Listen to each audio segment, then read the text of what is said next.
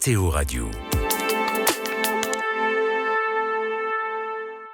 C'est une papa mobile de couleur blanc-perle comme celles qui l'ont précédée, avec l'inamovible plaque SCV1 en lettres rouges sur fond blanc.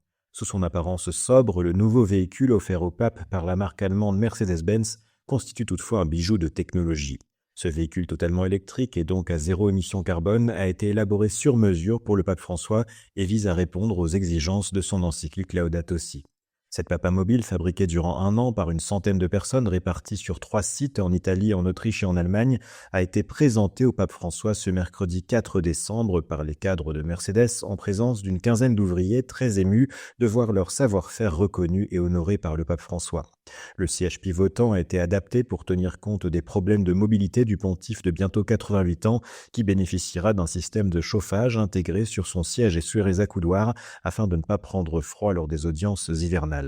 Le système de batterie électrique, qui détient une autonomie de 400 km, a été élaboré en tenant compte des contraintes très spécifiques des déplacements du pape au Vatican sur des vitesses lentes et au milieu de la foule, avec des contraintes de sécurité qui font naturellement partie du cahier des charges depuis l'attentat du 13 mai 1981 contre Jean-Paul II, qui roulait ce jour-là dans un véhicule de la marque italienne Fiat. Cette nouvelle papa mobile s'inscrit aussi dans un plan plus large de sortie du Vatican des émissions carbone à l'horizon 2030. Dès 2025, 44 bornes de recharge seront disponibles sur le territoire du petit État. Le parc automobile des responsables de l'administration vaticane passe progressivement à l'électrique, avec notamment 30 véhicules de la marque allemande Volkswagen, concurrente de Mercedes, offerts au Vatican pour accompagner la transition écologique. L'institution papale, que l'on dit hors du temps et des contingences économiques, se retrouve ainsi au centre des rivalités industrielles entre les grandes firmes automobiles.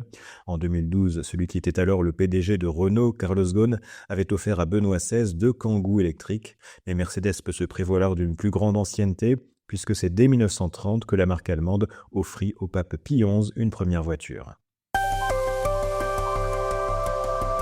Vous écoutez KTO Radio.